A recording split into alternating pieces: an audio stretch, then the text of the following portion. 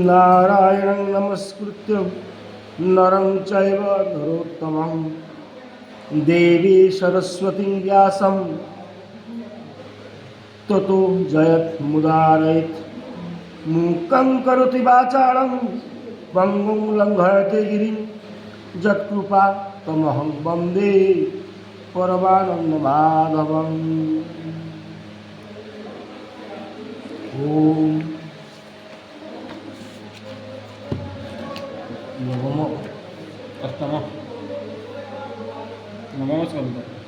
नवम स्कंद अष्टम अध्याय। आज एक सुंदर चरित्र सगर राजांकर चरित्र ता विषय रे आलोचना करा जायछि। एइठी श्री सुखदेव कहिले रोहित का पुत्र हरितंकर पुत्र चंप हेले जे चंपापुर को बसाई थिले। चंपक पुत्र सुदेव एवं सुदेवक पुत्र विजय हेले। विजयक पुत्र चुक ब्रुक एवं ब्रुकंकर पुत्र बाहुक हेले। शत्रु माने बाहुकंक राज्य छड़ाई नेबारु से निजर पत्नी सहित वन को चलीगले।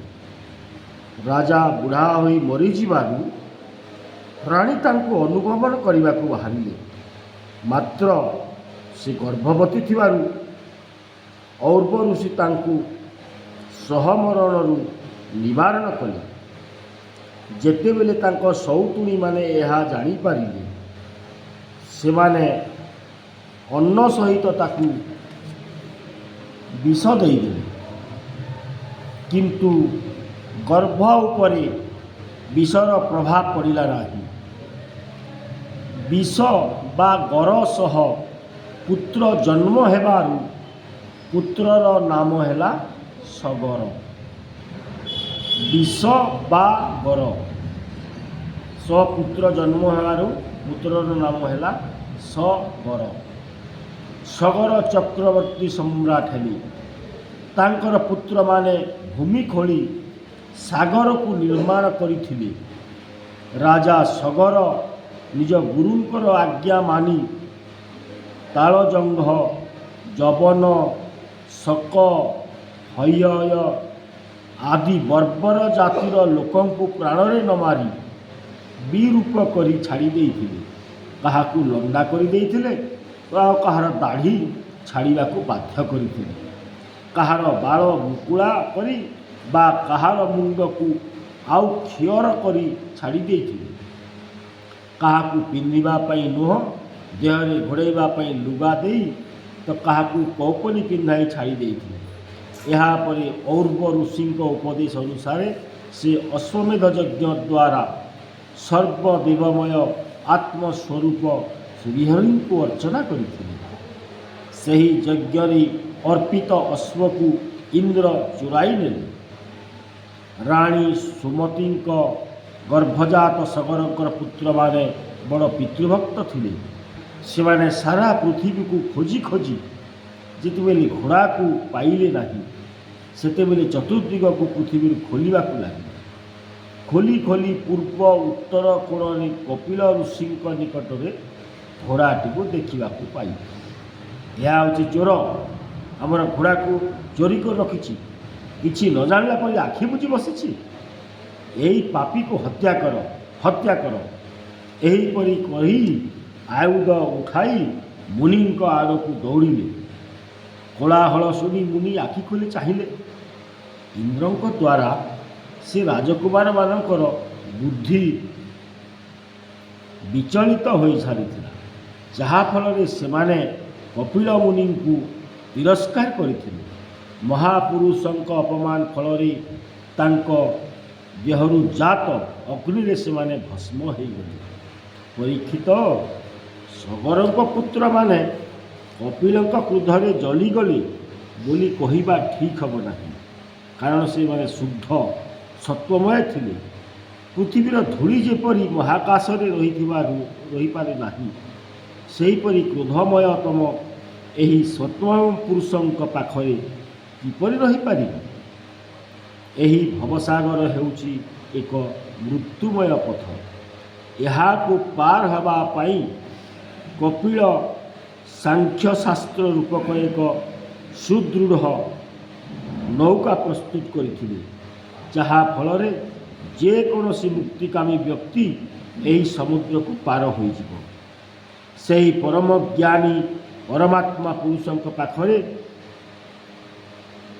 ଶତ୍ରୁ ମିତ୍ର ଭାବ କିପରି ରହିପାରେ? ସଗରଙ୍କର ଦ୍ୱିତୀୟ ପତ୍ନୀଙ୍କର ନାମ କେଶିନୀ। ତାଙ୍କ ଗର୍ଭରୁ ଅସମଞ୍ଜସ୍ୟ ଜନ୍ମ ନେଇଥିଲେ। ଅସମଞ୍ଜସ୍ୟଙ୍କ ପୁତ୍ର ନାମ ଅଂଶୁମାନ। ଅଂଶୁମାନ ନିଜର ପିତାମାତାଙ୍କର ସେବାରେ ଲାଗିଗଲେ। ପୂର୍ବ ଜନ୍ମରେ ଅସମଞ୍ଜସ୍ୟର ଯୋଗୀ ଥିଲେ। ସଙ୍ଗ ଦୋଷରୁ ସେ ଯୋଗଭ୍ରଷ୍ଟ ହୋଇଥିଲେ, କିନ୍ତୁ ସେ ଜାତିସ୍ମର ଥିବାରୁ ପୂର୍ବଜନ୍ମର କଥା ତାଙ୍କର ମନେ ରହିଥିଲା। ତେଣୁ ସେ ଜ୍ଞାତିମାନଙ୍କର ଅପ୍ରିୟ ଗର୍ହିତ କାର୍ଯ୍ୟ ସବୁ କରୁଥିଲେ। ଖେଳୁଥିବା ପିଲାମାନଙ୍କୁ ସେ ସରଜୁ ନଦୀରେ ବୁଡ଼ାଇ ଦେଉଥିଲେ ଏବଂ ଲୋକଙ୍କର ବହୁ ଉଦ୍ବେଗର କାରଣ ହେଉଥିଲେ। ଏହି କାର୍ଯ୍ୟ ପାଇଁ ସେ କେବଳ ପିତାଙ୍କ ସ୍ନେହରୁ ବଞ୍ଚିତ ହେଲେ ତା ନୁହଁ, ପିତାଙ୍କ ଦ୍ୱାରା ମଧ୍ୟ ପରିତୃପ୍ତ ହେଲେ। ଅସମଞ୍ଜସ୍ୟଙ୍କ ଯୋଗ ବଳରେ ସରଜୁରେ ବୁଡ଼ାଇ ଦେଇଥିବା ପିଲାଙ୍କୁ ପୁଣି ବଞ୍ଚାଇ ଅଯୋଧ୍ୟା ଛାଡ଼ି ଚାଲିଗଲେ।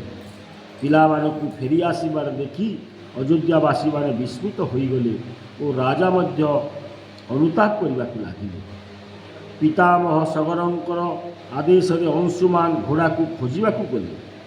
ତାଙ୍କର ପିତୃମାନେ ଯେଉଁ ସାଗର ଖୋଳିଥିଲେ, ତାହାରି କୂଳେ କୂଳେ ଯାଇ ସେ ସେମାନଙ୍କର ଭସ୍ମାବଶେଷ ଓ ଘୋଡ଼ାକୁ ଦେଖିବାକୁ ପାଇଲେ।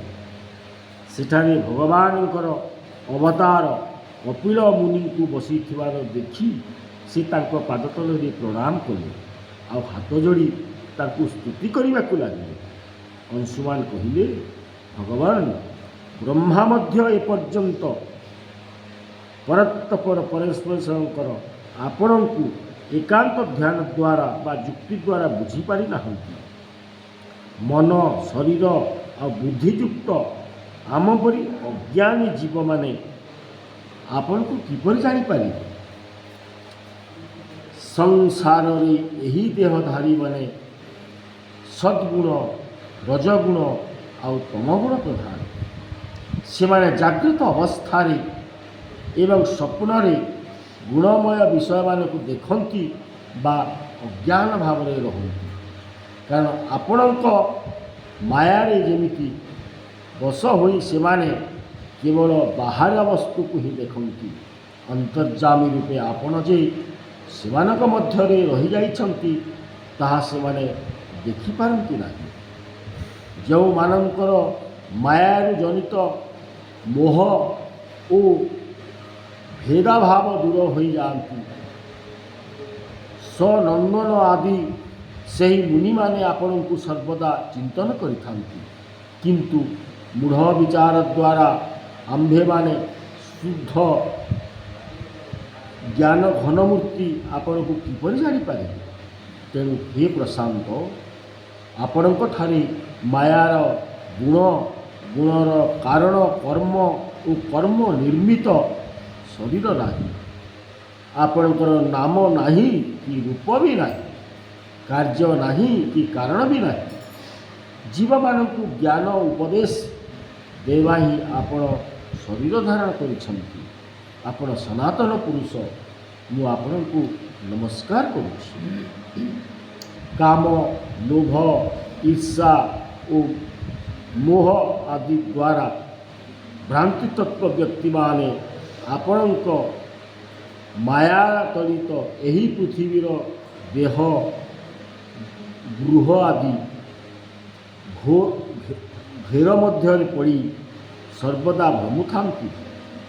ହେ ସର୍ବଭୂତାନ୍ତ ଭଗବାନ, ଆଜି ଆପଣଙ୍କୁ ଦର୍ଶନ କରି ଆମର ମୋହବନ୍ଧନ କଟିଗଲା। ଏହି ମୋହ ହିଁ କାମ, କର୍ମ ଓ ଇନ୍ଦ୍ରିୟମାନଙ୍କର ଆଶ୍ରୟ। ଶ୍ରୀ ସୁଖଦେବ କହିଲେ, ପରୀକ୍ଷିତ, ଅଂଶୁମାନ ଏହିପରି ଭାବରେ କପିଳଦେବଙ୍କର ସ୍ତୁତିଗାନ କଲେ। ଭଗବାନ କପିଳଦେବ ଅତିରିକ୍ତ ଅତିଶୟ କୃପାବଶ ହୋଇ ତାଙ୍କୁ କହିଲେ, ଭଗବାନ କପିଳ କହିଲେ, ବତ୍ସ, ଏ ହେଉଛି ତୁମ୍ଭ ପିତାମହଙ୍କ ଯଜ୍ଞର ଅଶ୍ବ। ତୁମ୍ଭେ ଏଠାରୁ ନେଇଯାଅ। ତୁମ୍ଭର ଯେଉଁ ପିତୃପମାନେ ଭସ୍ମ ହୋଇଯାଇଛନ୍ତି ସେମାନେ କେବଳ ଗଙ୍ଗା ଜଳ ଦ୍ୱାରା ଉଦ୍ଧାର ପାଇଯିବେ। ସେମାନଙ୍କ ଉଦ୍ଧାରରେ ଅନ୍ୟ ଉପାୟ ନାହିଁ। ଅଂଶୁମାନ କପିଳ ମୁନିଙ୍କୁ ପ୍ରଦକ୍ଷିଣ କରି ପ୍ରଣାମ କରି ପ୍ରସନ୍ନ କରି ଯଜ୍ଞ ଅଶ୍ୱକୁ ଧରି ଫେରିଆସିଲେ। ଏହି ଅଶ୍ବ ଦ୍ୱାରା ରାଜା ସଗର ତାଙ୍କର ଯଜ୍ଞ ଶେଷ କଲେ। ଏହାପରେ ରାଜା ସଗର ନିଃସ୍ୱ ଭାବରେ ସମସ୍ତ ସଂସାର ବନ୍ଧନରୁ ମୁକ୍ତ ହୋଇ ଅଂଶୁମାନକୁ ରାଜ୍ୟଭାର ଅର୍ପଣ କଲେ ଓ ଔର୍ବ ଋଷିଙ୍କର ଉପଯୁକ୍ତ ମାର୍ଗରେ ଯାଇ ପରମ ଗତି ଲାଭ କଲେ। ରାଜା ଭଗୀରଥ ସ୍ୱର୍ଗରୁ ଗଙ୍ଗାକୁ ଏମିତି ମର୍ତ୍ତ୍ୟକୁ ଆଣିଥିଲେ। ଧନ୍ୟବାଦ।